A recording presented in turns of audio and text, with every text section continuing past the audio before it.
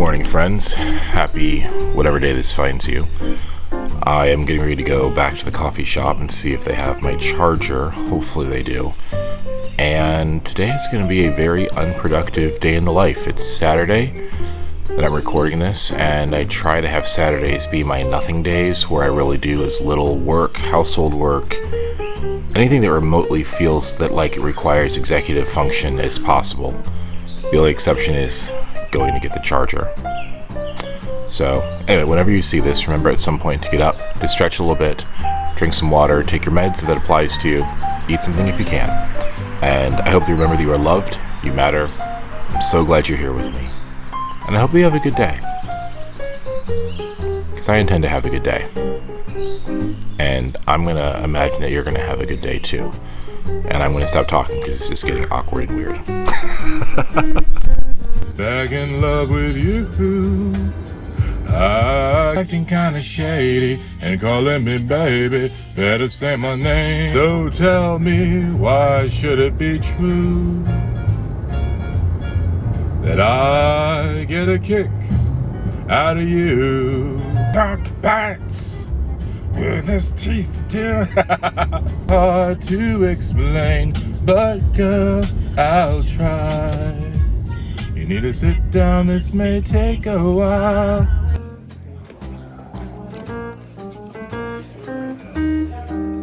Thankfully, they had my charger, so I'm going to stick around and read for a little bit.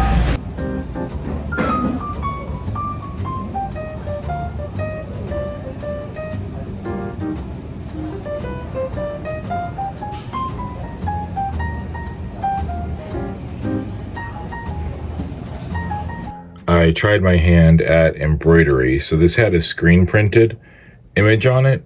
So this is actually my signature that I put on my artworks. Kind of like, see, I don't know if you can see that. Yep, there you go. Yep. That one there. That one there. That's how you know it's my work.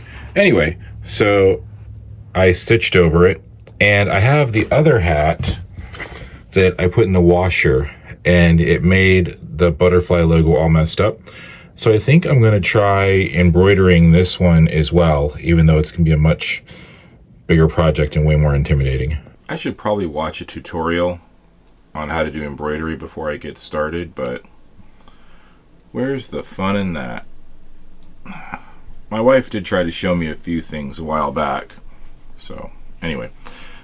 Well, since I'm here, I may as well answer a couple of questions that I didn't get to. So I'll answer three. One was about my love of teacups and kind of what got that started. So my love of tea, we'll start with that, really began when I went through this phase where I found a series of books at the library called Boy Alone.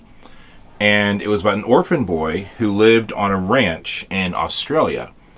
And that was just some of the coolest stories, which turned into this like love of finding short stories of Australian fiction of guys who lived out in the bush, I think is how they referred to it.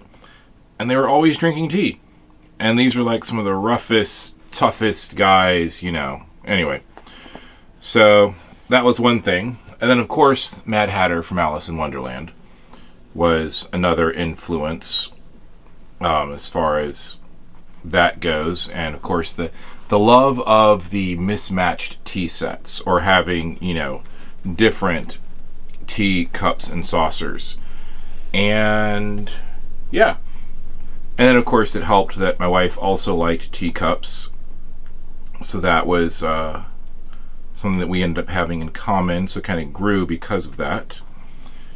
And then it kind of exploded when I started teaching and having little tea parties and poetry tea parties with students. Or I had some classes where they would be reading in their textbook, and I would walk around the room and offer them tea. And it was just this, I don't know, it's a really lovely moment. Anyway, so yeah. And so now I just love teacups. I love drinking out of them. It's a little odd. I know it's not the manliest thing in the world, says the guy sitting with his embroidery. I suppose I'm not the manliest guy in the world. Which leads to my next question. Where'd it go? I lost it. It was asking about the nail polish. Like, why do I like to paint my nails? And what kind of threw me was that the question also had like a couple of like emojis with it. So I wasn't really sure if that was one of those like trap questions where the person already has an opinion of you and they're just waiting to make fun of you once you give them the answer. But I'm going to give you the benefit of the doubt, as Medea says. So it was, I have a daughter, and one day she asked if she could paint my nails. And I was like, sure, why not? I don't care. And so she did. And, while she's painting the different coats, we start talking and she starts sharing about, what's going on at school and her friends and all that stuff. And it ended up being this really nice time with her. And so then every time I saw my painted toenails, I was kind of reminded of that really fun evening with, spending time with my daughter. So I started, asking her to paint my toenails and sometimes my fingernails. And she wants to be whatever you call it, a person who does nail painting while she's in college. And I think she probably wants to start in high school. Like, that's the kind of like part-time job she wants to have. And then her logic was it could also be like something to do if her other career plans fall through, which I thought was really pretty impressive for, a girl who's almost 13 to have this, plan, this idea, this not to know she needs a backup plan already. And so I love to encourage my children with creativity or plans that they have whenever I can. And so, so it's a great bonding opportunity with her, and I love spending time with her doing that or talking about nail colors. The artist in me has kind of gotten into, different color combinations. And again, is it the manliest thing in the world? No. Could I find other ways to spend time with my daughter besides that? Of course, absolutely. But I don't know. I enjoy it. Does it get me weird looks when I'm out in public? Yeah, it does. But, that just happens. I'm also sometimes walking around in a kilt, so what can I do? Honestly, if I wear a suit, people just stare at me. It's probably because I'm so pretty. Anyway, all right, and the last question was about writing. How do I get ideas for short stories? I don't know. They just kind of burble through my head a lot. Like, I can't write a novel. I tried once. I got a few chapters in and realized that is not for me. But, short stories. So sometimes I'll think of a situation and then I'll think, what if you took that too far? That's usually where my darker stories come from. And like, I read this one story about a baker who was desperate for people to buy her wares, and things got out of control. Anyway, so that's it also depends on the audience. Like, if I'm telling stories to children, it's a lot easier.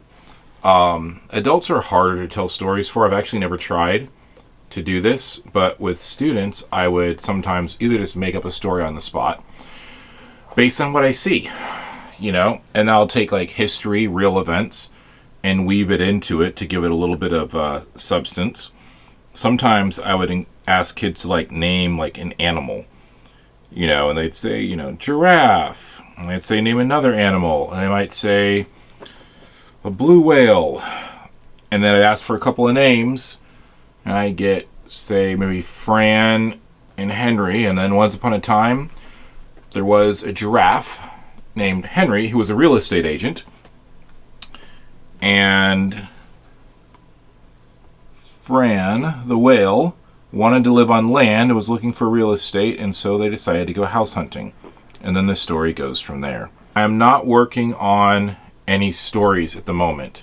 So once I get the republishing of my first book of poetry and I publish my second book, I have a book that I am working on that is inspired by different philosophical and conversations about life that I've had with students over the years.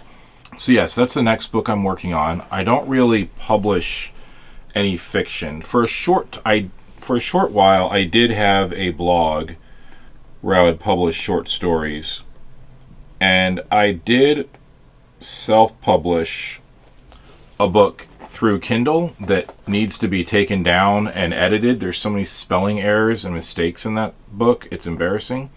But it's the first book I ever self-published. It's called Brevis Rapono, which I think is Latin for short stories. It's still out there somewhere. Anyway, I don't know. You know, like you create something and then later on you see it again and you're just like, I hate it now. That's almost how I feel about that book. So like I said, I really at some point would love to unpublish it, rewrite the stories, edit them, maybe add a few stories, you know. Anyway, yeah. But every story needs I am rambling. If you're still watching, thanks, you're a real one. Anyway, every story, you know, it's that setting, you know, where a story takes place. You need characters. And then you need a conflict. Something has to be wrong.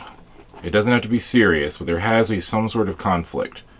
And then the plot, you know, how are they going to solve the conflict?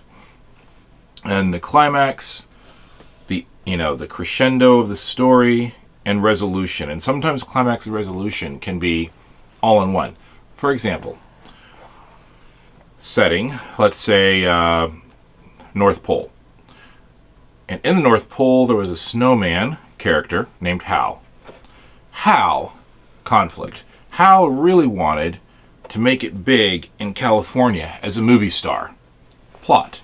So, one day, in spite of his family and friends telling him that he'd never make it, Hal set off for California, and on July 6th, he set off for California to make it big in the movie industry. Climax. On July 6th, Hal arrived in California. On July 7th, Hal died from heat-related injuries. All the police could find was his driver's license and a couple of pieces of coal floating in a puddle, as his nose had been eaten by a passerby. And that is also the resolution of the story. So, super simple story. You know, it has all the elements of a story, just kind of happened really quickly. I wonder if I could... Do you guys like stories like that? Like little, short, silly stories? I've never really tried telling them to adults much, you know, except for young adults when I worked at Starbucks. But I don't know y'all's age ranges, and most grown-ups I meet are not really up for such nonsense. But if you are, let me know, and maybe I can make up some silly stories or tell what silly stories I've made up in the past that I remember. I've got one on it's like a fake mythology of the Irish potato famine. Anyway. Alright, I think kind of making good progress.